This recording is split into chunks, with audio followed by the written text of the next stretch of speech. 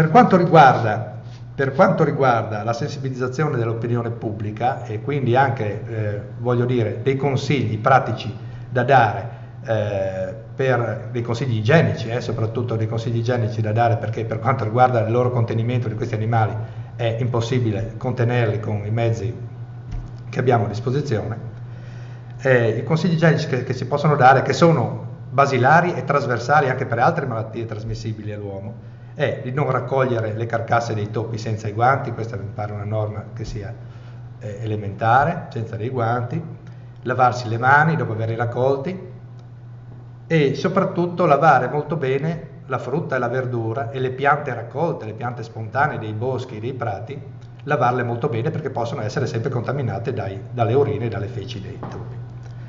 È importante pulire, quando si va a pulire i locali degli stavoli dove non si è abitato spesso e quando si avvertono degli odori di urina di topo e si vedono gli escrementi, di non passare immediatamente con la scopa, ma di areggiare subito i locali e bagnare queste polveri, bagnarle con acqua e varechina, con candeggina normale, e poi pulire per terra tranquillamente, indossando magari una semplice mascherina che va sempre bene per non inalare le polveri. Perché, come abbiamo detto prima, il discorso importante è non inalare le polveri contenenti escrementi di topo. Un'altra cosa è ricorrere alle esche avvelenate solo negli ambiti abitativi e non gettare le esche acquistate nei negozi, gettarle negli orti, gettarle nei prati, gettarle nei campi. Usarle soltanto all'interno delle abitazioni e delle pertinenze, quindi stalle, eccetera.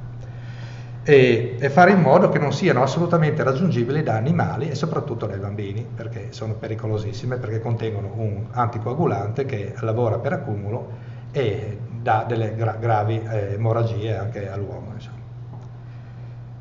E comunque bisogna attenersi a quello che c'è scritto sulle confezioni. Quando si acquista una confezione di esche avvelenate bisogna leggere attentamente quello che c'è scritto. Inoltre, per lo smaltimento delle carcasse degli animali morti, visto che sono molto piccole, e soprattutto per non farle mangiare dai predatori, perché potrebbero essere topi che hanno mangiato delle esche avvelenate, quindi potrebbero ripercuotersi su tutto l'ecosistema, questo sarebbe opportuno seppellirle. Visto che sono molto piccole, con una palata di terra si risolve il problema. E spero che quest'inverno sia più nevoso e più freddo. Buongiorno.